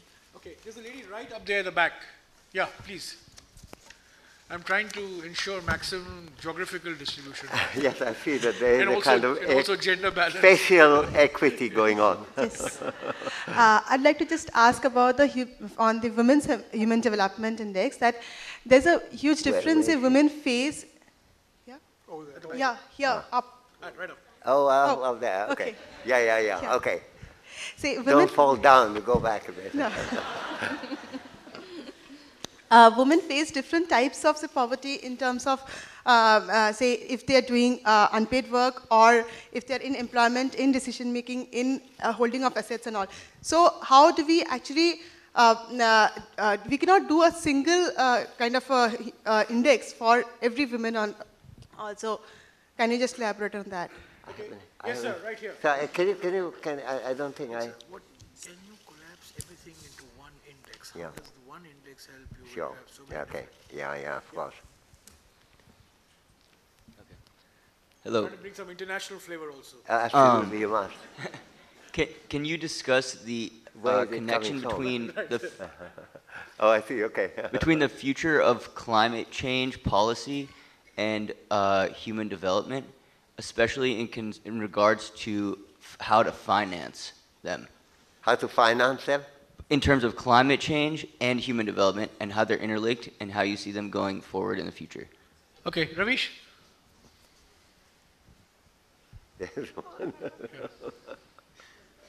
So, Ramesh Tiwari. Now I'm ensuring occupational diversification of the journalists now. You talked about the Asian model of development, the human capability expansion model. And in another place you talked about how Europe made a catastrophic error in not thinking about growth. And in another place you said that while talking about food security, the fiscal parameters are always hurled against it. So economic growth contributes to human development, and it expands the economic growth potential. That's the Asian model. But sometimes growth might be bogged down because of the fiscal burdens. Do you think in terms of policy prescription, does in short term there could be trade-offs where the policy prescription can be slowed down so as to, like, say, food security model can be done, a legislative way can be done 4 years down the line? Can that be can those trade-offs be made? Okay, I'll let him handle the 4 questions. Okay. Well, the first question was a complicated one about technology, and that sort of could be a very big subject. I think it comes into it almost immediately in 2 respects that already I've touched on. One is the issue of media, and the nature of technology has, of course, changed the nature of the coverage that we can make. And that's really quite important. India is one of the few countries in the world in which the circulation of newspapers is still going up, and going up fast. So that remains, despite the tendency towards declining newspapers in Europe and America. We stand in a way that where old-fashioned media technology still remains very important. But that doesn't mean that the internet is unimportant in India, because all these are expanding very rapidly. India, by the way, sells more newspaper than any other country in the world. And it's to our credit that we have a channel to which the complaints that I've been voicing could be put together, both in terms of the traditional media, including the newspapers, as well as the new media. The other way that it immediately comes up, since it's concerned with the lives and poverty and deprivation of people, that sometimes technological change can be a call for unemployment, at least a short-run unemployment. It's a question of adjustment of how you deal with it. Now, that's a subject on which a lot has been written. Even I have written on a couple of papers that I did for ILO about 30 years ago, and so on. Indeed, a book I did for them, too, was on that subject. So I won't try to cover the ground. Technology enters, I think Karl Marx said in one context, almost every aspect of human life. And I think that is, being so, it's not going to be so easy to detach us, just say this is the relevance of technology. It's relevant in all kinds of ways, and sometime perhaps you and I should chat on that subject.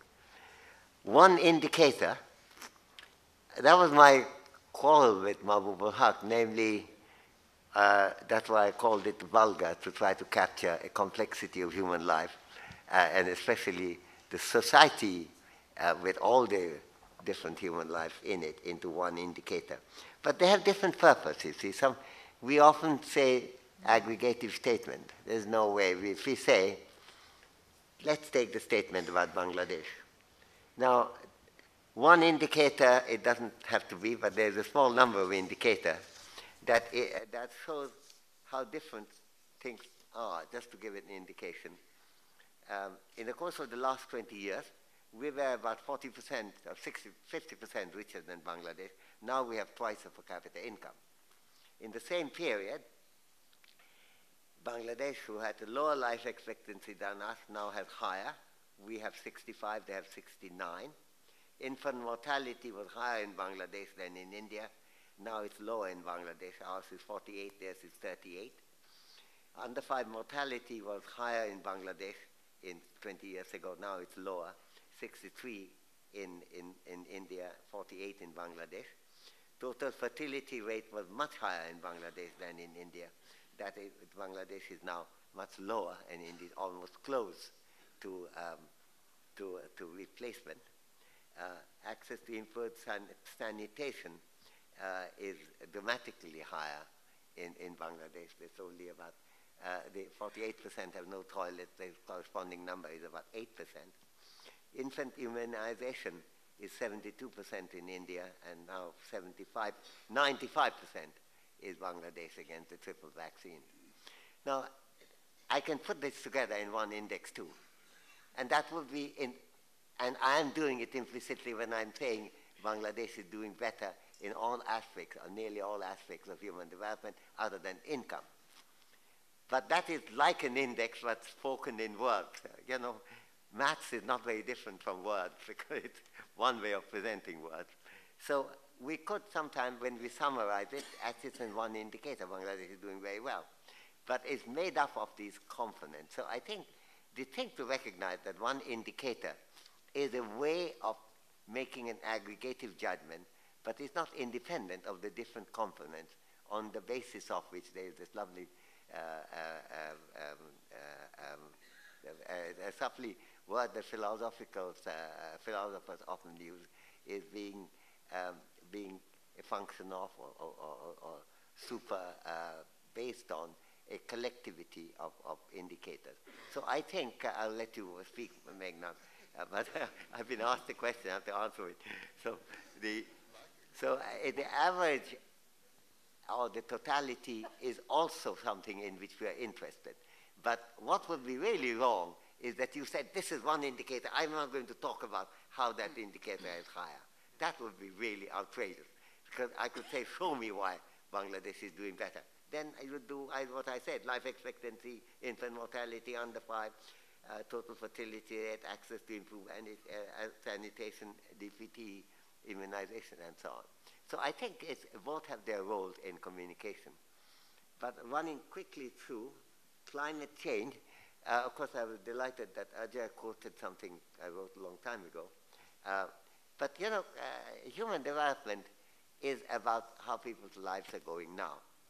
And it would be a real mistake, as some people suggested, we put in something of the future in it. That would be like putting in a consumption index, future consumption. What we have to say that is not only that we want high human development, we want sustainable human development to take that way of approach which Guru Brundtland made famous. He was here until yesterday, just flown back. But we all have a great deal of gratitude to point that out. We could say a lot more, and I speak about that in my book, Idea of Justice. There is quite a long section exactly on that issue. On the question about whether there is a case for short-run forgetting the welfare, etc., I don't think it really worked that way, partly because of the fact that high productivity does depend on education and healthcare. You know, China does consistently better than us. And it's not because it cuts on welfare, because it does education and healthcare better than we do. And they get a bump for that. And this is the first lesson on that came from the Japanese immediately after the Meiji Restoration in 1860s. They went immediately for educational development. And from a country with about half literacy, within about 40 years, they were almost complete literacy. And by 1911, they were publishing more books than any other country in the world, and twice as many as in the United States. And that has been one of the mainstream of development and growth in Japan. So I think it's very much a false economy. It's exactly like the European thing to which you are referring, namely, if we have debt, cut it now, expenditure. But overlooking the fact that cutting the expenditure for Keynesian and indeed other reasons might reduce your GDP and growth rate in such a way that it doesn't help. And similarly here, by cutting your education and healthcare and sanitation, you don't improve your growth rate, you actually worsen it. That's the important thing to recognize. I think Professor Sen has made just one important point on sustainable human development. I just want to add one word here, that the Millennium Development Goals, the MDGs, are for developing countries. And there is now a debate going on in the international community about sustainable development goals. Of course, we in India think that sustainable development goals is a Western plot to keep us in a state of permanent poverty. But the fact of the matter is that the sustainable development goals will apply to all countries, whereas the MDGs apply only to the developing countries. So from an equity point of view, I think sustainable human development, India must take the leadership role. Because if you're not going to have sustainable development in the United States, you're going to be affecting livelihoods in the other parts of the world as well. So I think we, as a country, we must get out of this mindset that looks upon sustainability as some sort of a ploy to keep us in a state of permanent backwardness, whereas we have the greatest vested interest in ensuring that the world moves to a sustainable regime, because clearly there are Western economies that are on an unsustainable growth path, which has implications on climate change for us particularly. I think we have time for 2 questions more. Mr. Lahiri, yes ma'am. I'll come to you, Mr. Lahiri, first here. She's the WHO. I'm Nata Menab, the WHO representative. Professor Sen, I would like to link health and human rights and refer to your statement about importance of access to healthcare. With universal health coverage agenda that India is trying to pursue now, and with many Indias that we have inside India, and with desire to prevent catastrophic health expenditure that push people further into the poverty, how can India, with its federal structure of governance, pull all the states to subscribe to this agenda and move forward the universality of health coverage? I think I better answer that question separately. Okay. Unless you think that I should take on, okay. Just take one question more, and then it's a very important question, I think. Mr. Lahiri? Thank you, sir. Sir, you had made a comparison between India and China. As far as China is concerned, they are going ahead of us both in terms of human development as well as income. Bangladesh is going ahead of us in terms of certain human development indicators, but certainly not income, and perhaps not in respect of all human development indicators. Now, China and India, obviously we are lagging behind them. Though we are doing reasonably well, we are still lagging behind them. What is the reason? What are the factors? Is it the political system only? Simplistically, they are autocratic, we are democratic, and probably the pulls and pressures of a democracy keep us down? Or are there certain other inherent factors which are related to the psyche of the people that are making this difference? Okay, I think these are two very large questions. Well, I begin with the last question. You know, I think this is very nostalgic for me, because when I used to say that it's not the case that India's low rate of growth is connected with democracy, they all said, no, India has this Hindu rate of growth, namely 3%. Because I said democracy, look at China, look at Singapore, look at Hong Kong. And, you know, it seemed to me completely wrong analysis. And, of course, as it happened, no one says that now, mainly because India's high rate of growth. And that of many other countries like Brazil, which right now this year is lower, but in general has been a very high rate of growth. So I think that misdiagnosis, to go for autocracy against democracy, or the character of the people. But I thought I was giving an answer, namely the Chinese have been following the Asian development path, which is growth with human development. Not just using the resources to expand human development, which of course China has been doing well, but right from the beginning try to achieve development. Now, they made a lot of false steps. You know, I've written about that, the famine, the Cultural Revolution. And even after the economic reform, they didn't get the healthcare right for a long time. But once it steadied, and then it came online in a way that South Korea was already doing, Japan had already done, excepting they did it in a much bigger, much greater scale, and achieved something which no other country had. And had a pragmatism, if you want to contrast, you contrast with Russia. When Russia-Soviet Union ended, they suddenly decided that they were going to change all institutions and have the market economy. And they had a completely catastrophic 1990s. And what happened was because all the functioning institutions they abolished at one go, and they expected new institutions to come up in the way some textbooks of economics talk about, that if there's demand, there will be supply, and if supply needs institutions, institutions will come. That's not the way how institutions come. The Chinese didn't go like that at all. They used a much more pragmatic thing by that time. They kept all the older institutions, and they introduced new ones, and the new ones are growing fast, and the older institutions basically withered away in comparison. They're still often there. Sometimes people say China does so much better than the power sector than India does because it's privatized. It's not privatized in China. It's just as in India, it is public controlled.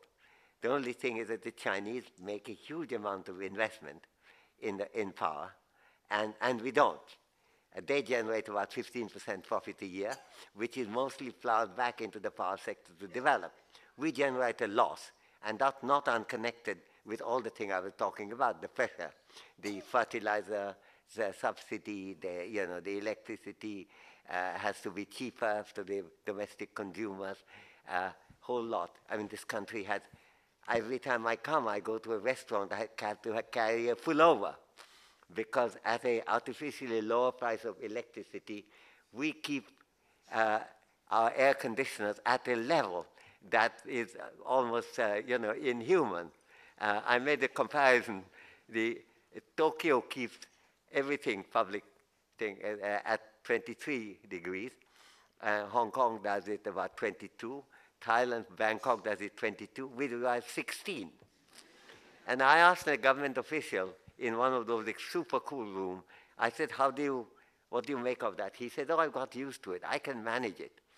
Well, then why should you have to manage it? First, use a huge amount of scarce resource, subsidized by the government, if not explicitly subsidized, implicitly by allowing it to run at a loss. And then we go, and we already go everywhere with a scarf and sweater and so on. I think the whole thinking about that has turned very unpragmatic in India. And the Chinese have been doing, and that came up in the context of a very interesting question that was asked earlier, namely they have been going for education, the healthcare, the immunization, the toilets and everything. And these have been helpful for economic development rather than a hindrance to it. So there is nothing mysterious about the Chinese achievement. And I don't think it's anything to do with autocracy. When I think China turns into a multi-party democracy, which I believe it might, and it will probably, I think you will find the growth rate unaffected by it. Because it really turns on the pragmatism, which we may be missing out on that. Now, on the other question, I'm afraid I don't want the present model to be applied to all the states. I think it's a catastrophic model. I think the whole focus on paying people for big operations rather than having preventive attention and having regular healthcare. Nothing is as bad in this country as what is called general practice in Europe and is called internists in the United States. We haven't got the real doctors. Now, to have a system where when you have a real operation, very expensive, certainly, should be subsidized, yes. But we also want to reduce their incidence. But what happens, this produces, especially in a super privatized healthcare. India has more privatized healthcare than any other country in the world right now, and not to mention that any other country at this stage of economic development. They have all developed like Europe has. You can have private insurance. And I had, when I was Master of Trinity, I was covered by National Health Service. But since I think if it's not unjust to have luxurious travel, which I sometimes do, and if it's not impossible for the rich to buy a yacht, I couldn't afford a yacht, so it wasn't a serious question for me. But the Canadian system, which doesn't allow it, it only allows private insurance, only for prescription medicine and private beds, and I think dental or I think dental care. That is, I don't understand that system. So allow private, but you have to construct a public base, which is exactly what, by the way, Kerala is not a model. I've never said it's a model, but if you look at Kerala, there is this issue that they developed the public sector healthcare first, and now, of course, more than 50% of the healthcare comes from the private sector. But because it's based on a foundation of the public sector thing, that's what we have lacked now. Also to say that medicine costs will be covered, but we don't have good doctors. That is an invitation to have super expensive medicine, achieving extremely little. So I think Indian healthcare has gone completely out of gear. And I think we ought to put that right, rather than say how to make this model be accepted everywhere. That would be very bad service to India. Thank you, Professor Sen. I think that's all we have time for. But a very quick comment on Mr. Lahiri's point, and the response by Professor Sen. If you look at South Korea, son preference in South Korea was stronger than in India and China 30 years ago.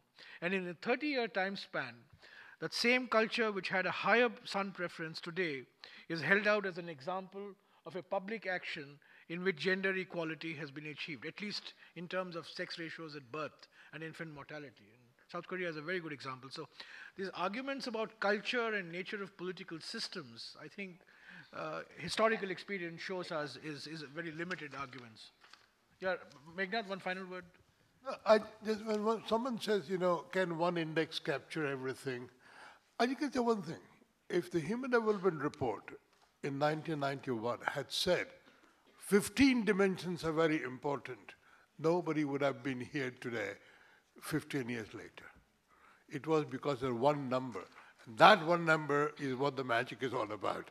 We all know it's imperfect, but that's what we are fighting GDP about.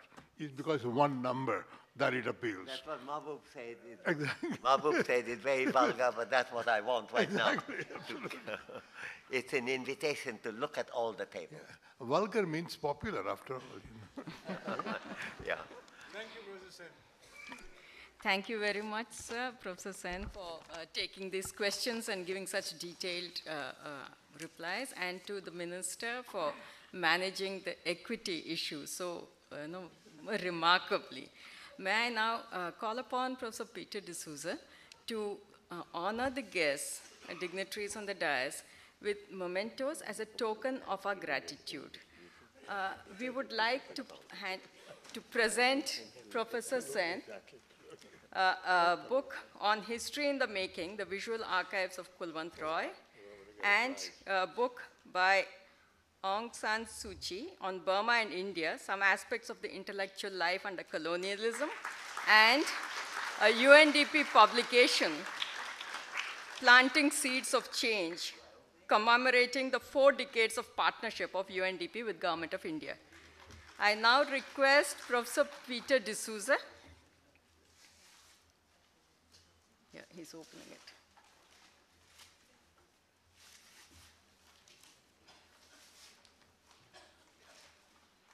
It's rather heavy.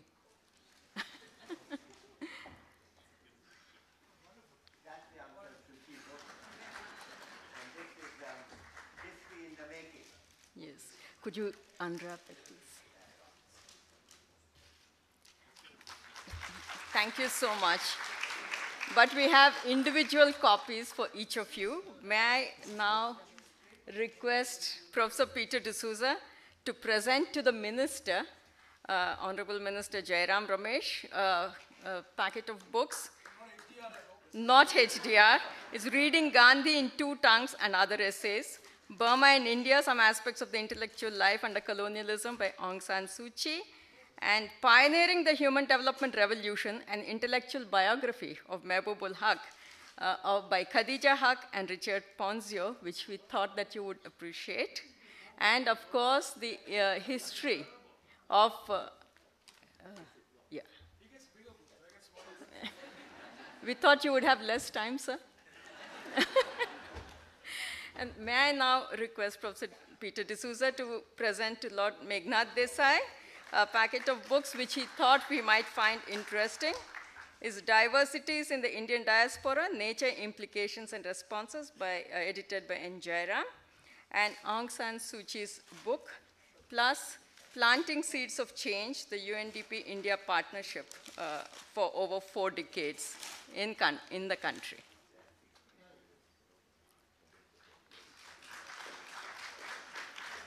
Thank you. May I request Professor Peter D'Souza to please present to Dr. Ajay Chhibber, Recognizing Diversity, Society and Culture in the Himalaya, author Dr. Chetan Singh, and Burma and India, Some Aspects of Intellectual Life Under Colonialism by Aung San Suu Kyi. Thank you, Professor Peter D'Souza. It's now my privilege to request Professor Peter D'Souza, Director of the Indian Institute of Advanced Study, to propose a vote of thanks.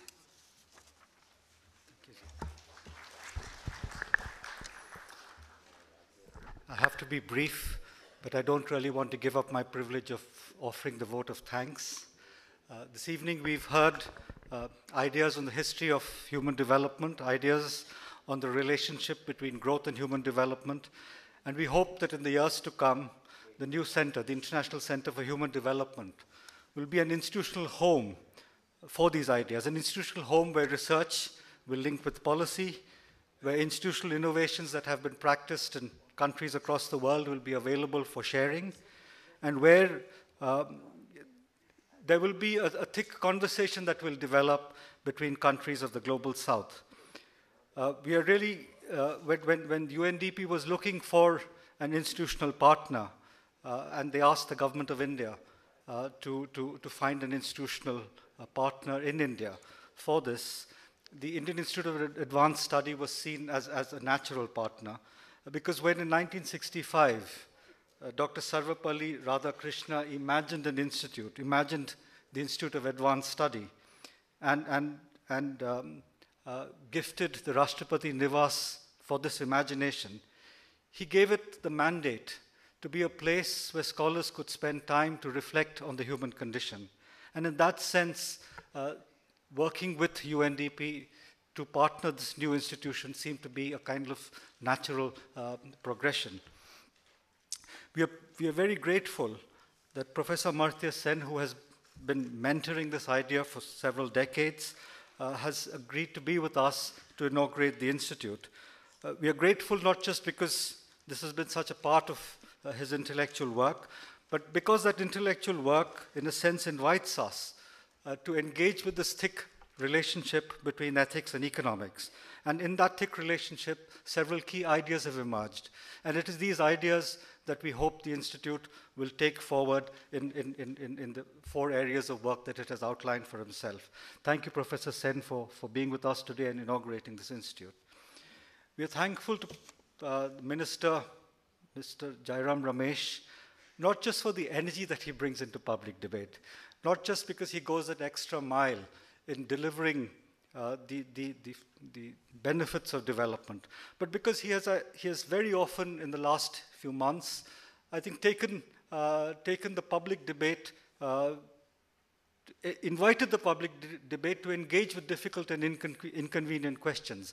And many of these questions have, in a sense, moved us out of our comfort zone. And I hope that in the months and years to come, the Institute will be able to provide both the research work and the policy work to support some of these suggestions that we do. Thank you very much for presiding over today's function.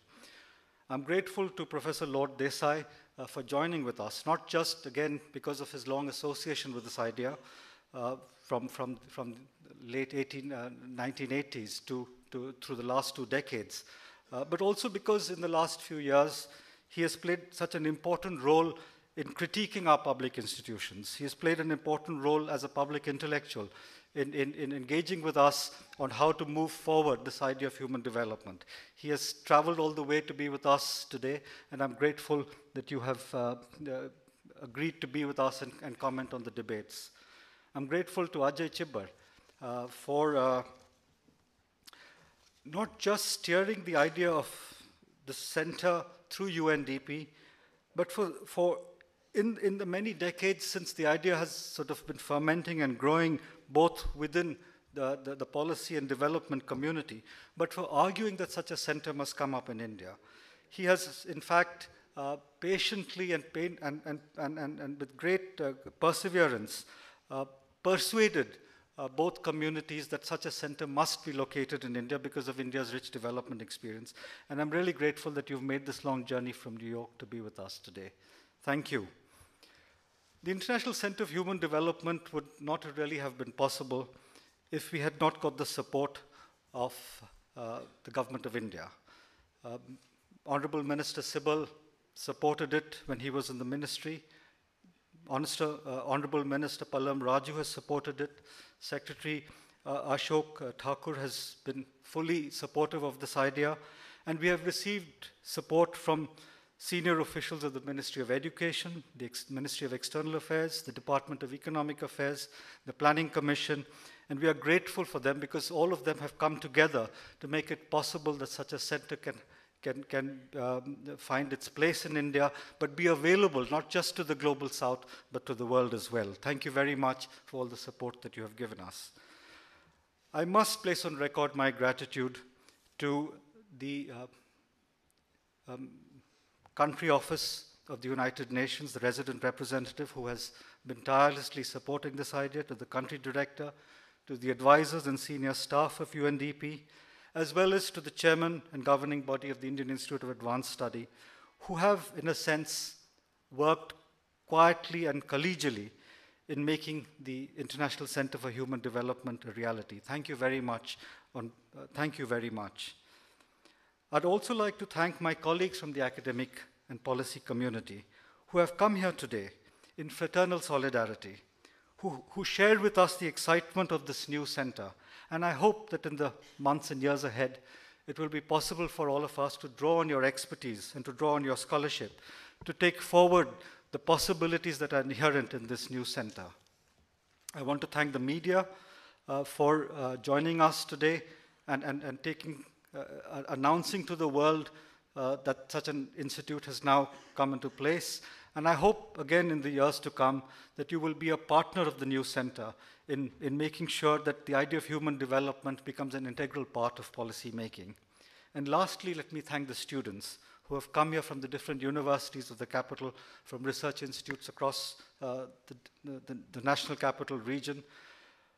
The future belongs to you, and we hope that in the years to come, the International Center for Human Development will be your ally in making this future. Thank you very much. Thank you, Professor D'Souza, for proposing the vote of thanks. Friends, we come to the end of today's program, but as has been reiterated just now, it is the beginning of our partnership with each one of you. We sincerely thank each one of you for taking time to come here. And may I say that this intellectual feast that we have had today would be matched, I hope, with a real feast, for no celebration in India is complete without food. And it's part of our celebratory custom. So there is high tea waiting for you in the basement. Mindful of the cold weather outside, we prefer to put it in the basement. My colleagues will be there to take you to the basement. Please do join us so that there is more time for interaction, and we'll see you at tea. Thank you so much once again.